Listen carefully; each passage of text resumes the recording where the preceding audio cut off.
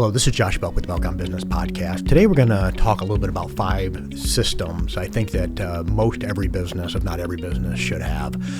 And of course, this is not at all an inclusive list, and it's going to be a pretty kind of just a high-level kind of overview of, I think, systemization within our business that we need as it relates to time, delegation, et cetera, and I'll kind of talk through this. So 5 systems that every business needs. I think number 1 is a system for prioritization. I'm really big on using a day planner, and I kind of use an analog one. You might have a digital one that you use, but the one that I use, it always kind of has the big 3, and a lot of them do, the big 3 things that we want to get done today. And I think that's extremely important, and it is something that I do. I sit down as I record this. It's a Monday morning. I just held my team meeting here a few minutes ago, and before I go into my team meeting, usually on Sunday, the day before, I'll sit down and I'll go through my coming work week. And each day, of course, I'm going to write out there. Here are the meetings that I have, things that need to get finished each and every day. But every day there are 4 specific things that are written down. Number 1, and I think this is something that all of us as business owners need to do. What is one thing that I can do today to push my business forward? And so that should be the highest prioritization that we have for that day. So, regardless of when the day it is, whatever the case may be, but what is the one thing that I can do today to push the business forward? Now, this is not necessarily task related, okay? This is going to be something that really is going to be kind of working on the business component. So what is one thing that I can get done today that is going to help push the business forward? And then I'm also going to identify kind of those big 3 things, which may be tasks that I need to get done today.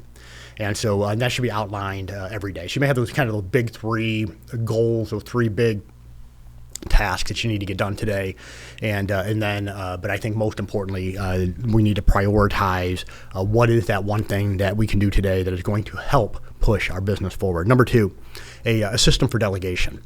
And I think when it comes to delegation, most of these questions should always be asked and should be answered. The who, the what, the where, the when, and the why. And so we should have a system for delegation. Now, as our business grows, and probably like many of you, when we first started our business, we essentially did everything ourselves. And so, we paid all of our bills, we did our own calendar, we scheduled our own meetings, all these types of things. We did everything ourselves, did our own bookkeeping, et cetera. As our business grows, we have to learn to delegate, but there needs to be a system for that. And so as your team grows, you really need to kind of keep in mind, what are things that I can take off of my plate and delegate?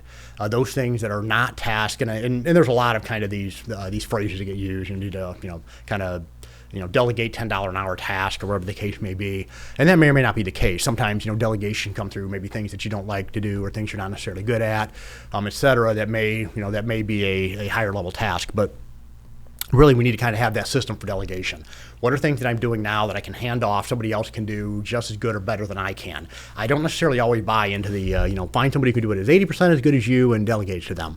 I found that 20% can really come and bite us in the rear end. Okay, can really create a lot of problems. I think we need to find somebody, maybe initially they can do it at 80% as good as us, but eventually we need to get that person quickly to the point they can do it just as well, if not better than us. And so find that person that you can delegate it to who has the capacity, has the ability to be able to do it just as good, if not better, than us. When it comes to process, for example, I am awful at it. And it is not something that I enjoy. So we have a team member specifically that is what she does. She handles process, she handles workflow, and of course everybody's kind of involved in it, but she is kind of the point person. And so what is the person who can we hand this thing off to? What are they going to do? Why are they doing it? And then when anything comes in, so we're talking about delegation of our of workflow. We talk about delegation of emails. We talk about the calendar. Things of these types of things. So we have an assistant, or whatever the case may be, that's managing our calendar. Start off with, why is this important? Who is it with? Where is it at? What time is it? Just kind of these types of things. And so these questions should be answered. So system for delegation, workflows, emails, calendar, the financial piece, the marketing piece, whatever the case may be, all of these areas, if it's going to be delegated, who should be delegated to, and are we able to find that person who can do it just as good, if not better, than we can. Okay, and so system for delegation. Number 3, system for our team meetings. And so we had our team meeting this morning. There's a lot out there, a lot of material out there in regards to what should a team meeting structure look like. And there's all these different terms to get used. You have kind of the daily huddles in the morning, and have all these different types of meetings. I do think that it is absolutely essential, whether your team's in office, remote, or a hybrid like our firm is, that you have a meeting probably at least once a week, and to where you sit down and really it becomes a meeting to try to really collaborate and figure out how we can serve each other. And so when we go into meetings, of course, I have kind of this list of things that we need to kind of talk through. And it can be varied. It can be everything. Most of the time it's kind of task, it's relationship related as it relates to clients, what are problems areas that we're going to have. But really that meeting should be not for us to go through and just kind of tell everybody what to do. But that meeting really should be a very collaborative one where everybody has the opportunity to take a moment or two. This is what they have going on. This is what they need help with, whatever the case may be. So everybody kind of comes in, and what we do here, and we have a smaller team, but we kind of go around. We go around the table, and those who are virtual as well. Every person kind of, this is what we have going on. This is what we're struggling with. This is what we need help with, and then and sometimes even maybe share a win or two. And so, and that should also be included as well in the meetings. But whatever that system looks like for your business, for your culture, for your type of business, but really try to have that meeting structured in a way where it can be very collaborative, everybody can have input, and everyone can help each other. So I found that it kind of a lot of really good brainstorming, a lot of good ideas come when we're just sitting there and we're simply able to share what we have going on. And so, another team member may have had a similar experience or may have kind of a fresh idea to be able to address or maybe improve maybe efficiency or relationship as it relates to the client. A system for reporting. And this would cover both production and financial. And so what gets provided to me every once in a while as a business owner, and it's about once a month or so, I have one of our team members that kind of gives me a scorecard of efficiency.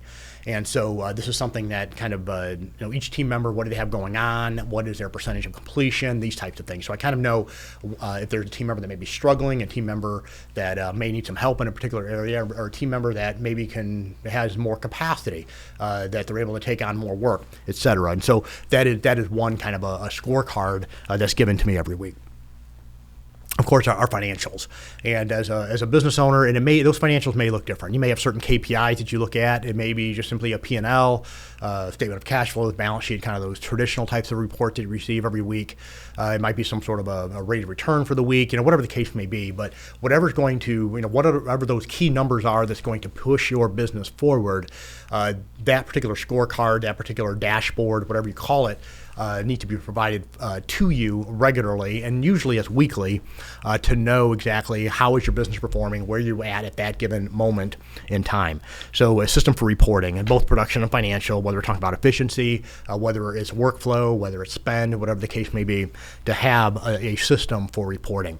And so what's going to be provided to you, and what should that look like, and then obviously having that dialogue going forward as it relates to improvement or maybe different types of metrics that you need to be given to you on a weekly and monthly and quarterly basis. And then lastly, number 5, a system for strategic planning. And so a lot of this is kind of go hand in hand with kind of that big one thing you're going to do to push the business forward. And this may be kind of a part of that as it relates to strategic planning. And so this needs to be done purposefully. And some business owners, they do kind of like team retreats where they kind of get together and they do kind of the strategic planning as a team together. I think as a business owner, that's one element of it. But I think on a weekly basis, there does need to be a time and a system to where you actually sit down and you do some strategic planning. For myself, once a week, I do it alone. And then I also do some strategic planning with my coach on a weekly or bi-weekly basis. So usually once every week, at least once every 2 or 3 weeks, I am having that dialogue with my coach. There's some strategic planning that goes on there. And then, of course, you can also get into larger groups as well that you may do some strategic planning with. But make sure that you have a system for it. So the 5 systems I think every business needs if we are going to keep our business sustainable and then hopefully also growing and improving. First of all, a system for prioritization. Secondly, a system for delegation. Thirdly, a system for our team meetings. Fourthly, a system for reporting. And then lastly, a system for strategic planning. This is Josh Belk with the Belk on Business podcast. Have a wonderful day.